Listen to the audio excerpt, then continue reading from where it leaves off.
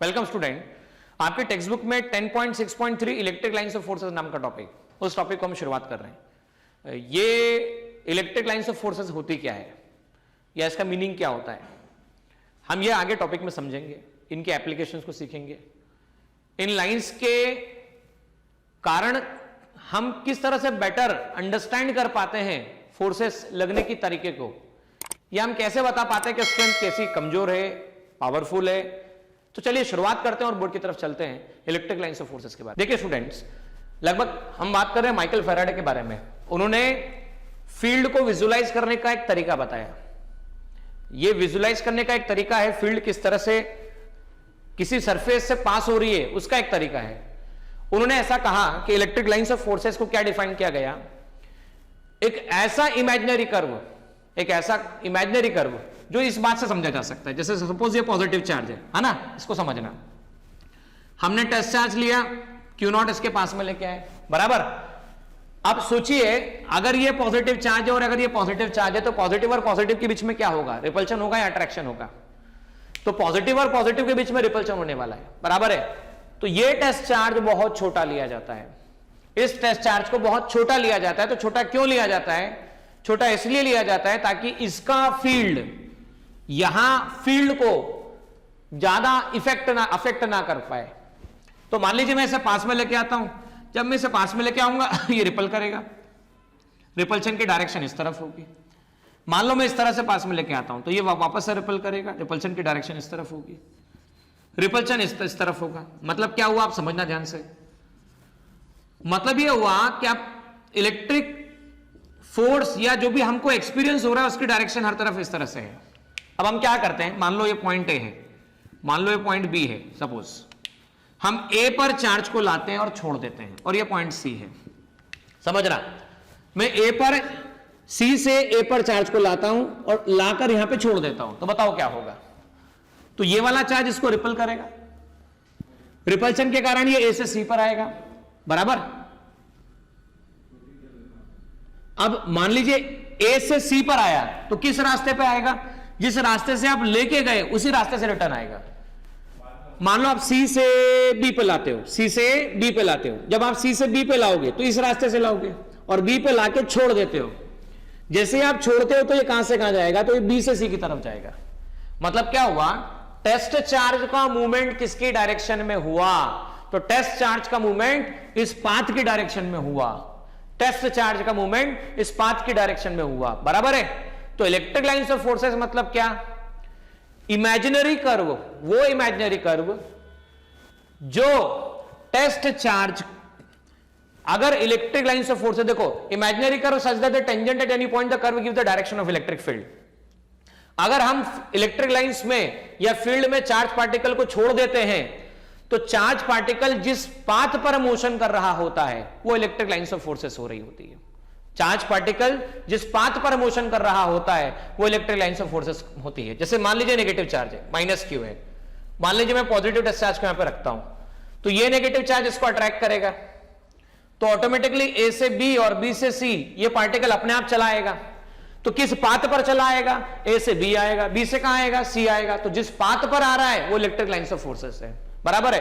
तो electric lines of forces are not visible, इनको देखा नहीं जा सकता है। ये एक इमेजिनरी कर्व होता है और ये इमेजिनरी कर्व क्या बताता है, ये बताता है कि अगर इस कर्व पर टेस्ट चार्ज को आप रख देते हैं तो कर्व पर टेस्ट चार्ज को रखने के बाद उस टेस्ट चार्ज पे लगने वाले फोर्स की डायरेक्शन को बता रहा होता है। Electric lines of forces are imaginary curve such that the tangent to any point of the curve gives the direction of electric field at that point. अब देखिए होता क्या है, मान लीजिए आपके पास में कुछ क्रॉस सेक्शनल एरिया ऐसा है, यहां से लाइंस इस तरह से पास हो रही है,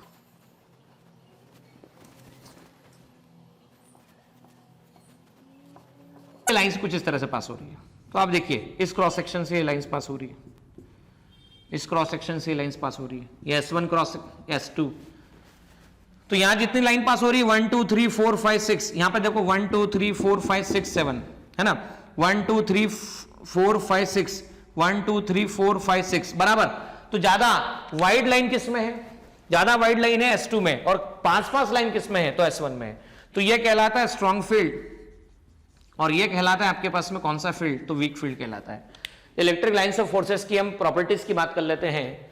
इलेक्ट्रिक लाइंस ऑफ फोर्सेस की प्रॉपर्टी का पहला पॉइंट, पॉजिटिव चार्ज के कारण रेडियली आउटवर्ड होती है और नेगेटिव चार्ज के कारण रेडियली इनवर्ड होती है। अब एक और सब पॉइंट समझना, ये मान लो पॉजिटिव चार्ज है, मान लो आपके पास टेस्ट चार्ज है, मैं पॉजिटिव चार्ज के पास में टेस्ट चार्ज पर को लेके आता हूं, तो मैं इस टेस्ट चार्ज को इस चार्ज के पास में कितने तरीके से ला सकता हूं, तो मैं इस रास्ते से ला सकता हूं, इस रास्ते से ला सकता हूं, इस रास्ते से ला सकता हूं, इनफाइनाइट पॉसिबल वेज है। यहां से इस तरफ से आ जाइए, इस तरफ से आ जाइए, इस तरफ से आ जाइए, इस तरफ से आ जाइए, इस तरफ से आ जाइए, इस तरफ से आ जाइए, इनफाइनाइट तरीके हैं।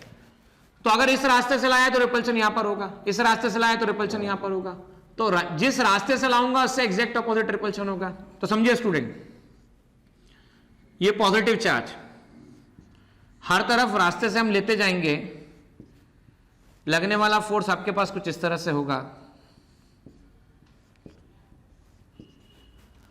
फोर्स ऐसा लगा, ठीक है ना। अब क्या हुआ, क्या फर्क, यहां पर क्या देख पा रहे हैं आप, ये मैंने एक इमेजिनरी सरफेस बनाया, स्फीयर बनाया आर डिस्टेंस पे, तो आप देखो ये जो लाइन से सरफेस के साथ कितना एंगल बना के निकल रही है, तो 90 डिग्री एंगल बना के निकल रही है। मतलब electric lines of forces leave surface at 90 degree angle, 90 degree angle पर सरफेस को लीव कर रही होती है। चाहे आप बात करें किसके बारे में, आप नेगेटिव चार्ज के बारे में भी बात करें तो नेगेटिव चार्ज पर लाइंस कुछ इस तरह से आएगी, नेगेटिव चार्ज पे जब लाइंस इस तरह से आएगी तो वापस से आप देखें ये जो लाइंस होगी ये सरफेस से कितने एंगल पर आ रही होगी, तो ये लाइन सरफेस से 90 डिग्री एंगल पर आ रही होगी। प्रैक्टिकली देखा गया कि पॉजिटिव और नेगेटिव चार्ज को पास रखा जाए तो लाइंस कुछ इस तरह से फॉर्म होती है, ये लाइंस पॉजिटिव चार्ज से निकलती है और नेगेटिव की तरफ जाती है, पॉजिटिव से निकलकर नेगेटिव की तरफ, ठीक है ना। मैं बात करता हूं, मान लो एक Q1 चार्ज और मान लो एक Q2 चार्ज है, ये Q2 चार्ज है आपके पास में, देखो यहां पर 1 2 3 4 5 6 7 8 9, तो Q1 पे 9 लाइंस की हम बात कर रहे हैं। मैं Q1 का मतलब चार्ज 9 है ऐसा नहीं बोल रहा हूं, लाइंस जब पास हो रही तो जो नंबर ऑफ लाइंस जो होती है वो चार्ज के मैग्नीट्यूड के डायरेक्टली प्रोपोर्शनल होती है। 1 2 3 4 5 6 7 8, ठीक है ना। अब मान लीजिए मैं यहाँ पे कम बताता हूँ थोड़ा सा, 1 2 3 4 5 6 7, ठीक है ना, तो Q2 7, तो हम चार्ज के मैग्नीट्यूड को भी कंपेयर कर सकते हैं, we can compare the magnitude of charge, that will be 9/7, okay, तो 9/7 बताया जा सकता है। तो पॉजिटिव से निकलती है नेगेटिव पर पहुंचती है। इलेक्ट्रिक लाइंस ऑफ फोर्सेस, मान लीजिए 2 पॉजिटिव चार्ज रख दिए जाए या 2 नेगेटिव चार्ज रख दिए जाए, मान लो पॉजिटिव पॉजिटिव, तो इलेक्ट्रिक लाइंस ऑफ फोर्सेस का डिस्ट्रीब्यूशन कुछ इस तरह से बताया जाता है या इस तरह से पाया जाता है, सरफेस से परपेंडिकुलर निकल रही होती है लेकिन आपस में इंटरसेक्ट नहीं कर रही होती है, सेम नेगेटिव हो,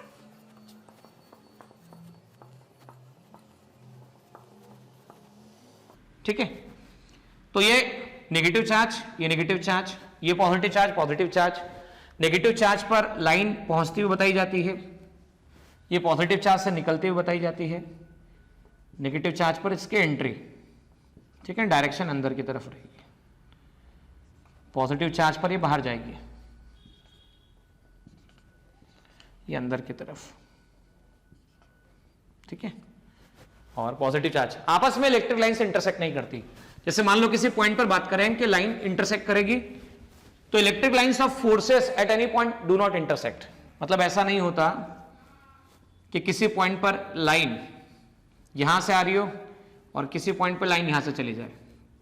मान लो यहां लाइन यहां से आती E1 और यहां से जाती E2, तो एक ही चार्ज से लाइन इंटरसेक्ट नहीं कर रही होती है, मतलब दिस विल नॉट हैपन कि भाई एक ही चार्ज हो और उससे लाइन इंटरसेक्ट कर रही हो। अगर ऐसा होता था तो देखो क्या होता था, ये मान लो थीटा एंगल है, थीटा एंगल है, तो दोनों का रिजल्टेंट निकलता था थीटा, और वो आता था आपको पता है E12 square equal to E1 square E2 square twice E1 E2 cos theta, ये आपके पास में रिजल्टेंट।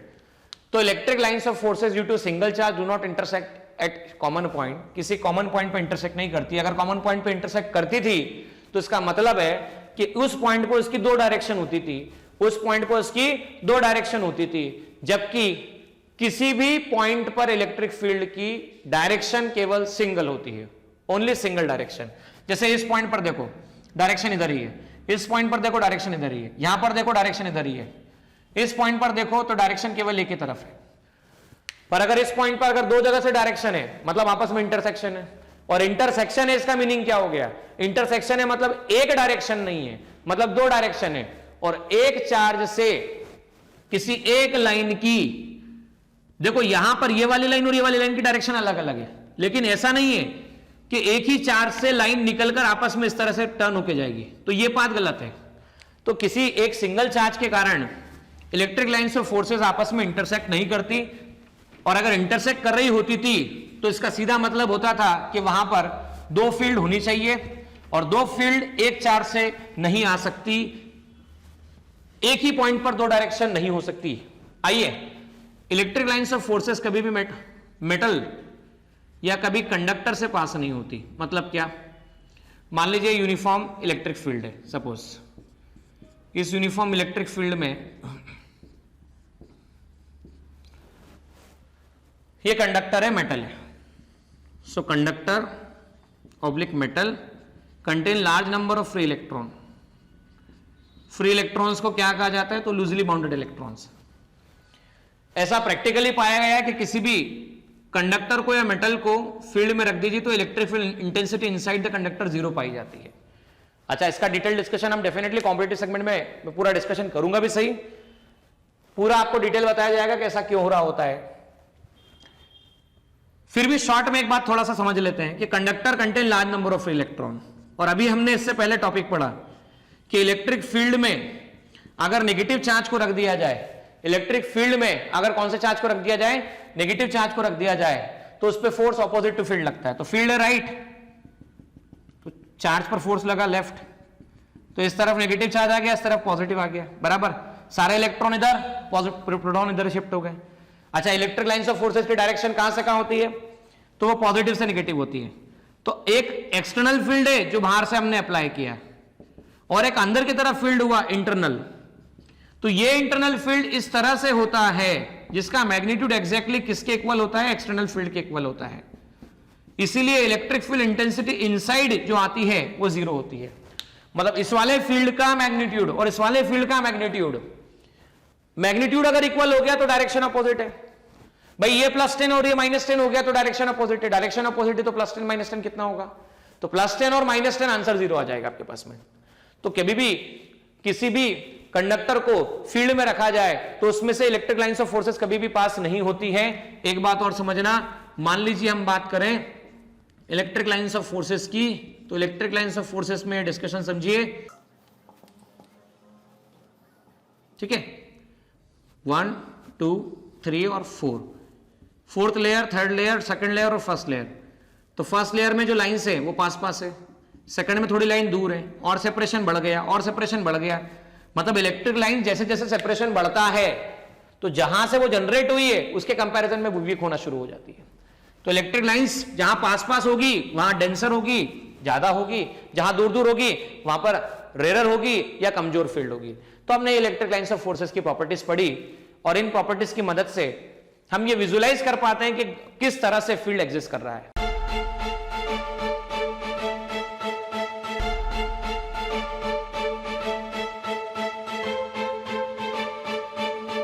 पुरोहित अकॅडमी, मेन ब्रांच प्रभात चौक, MJ कॉलेज रोड, लोकमान्य हॉस्पिटलच्या बाजूला, जळगाव, आणि पांडे क्लासेस जवळ, बंधन बँके शेजारी, ट्रॅफिक गार्डनच्या समोर, जळगाव।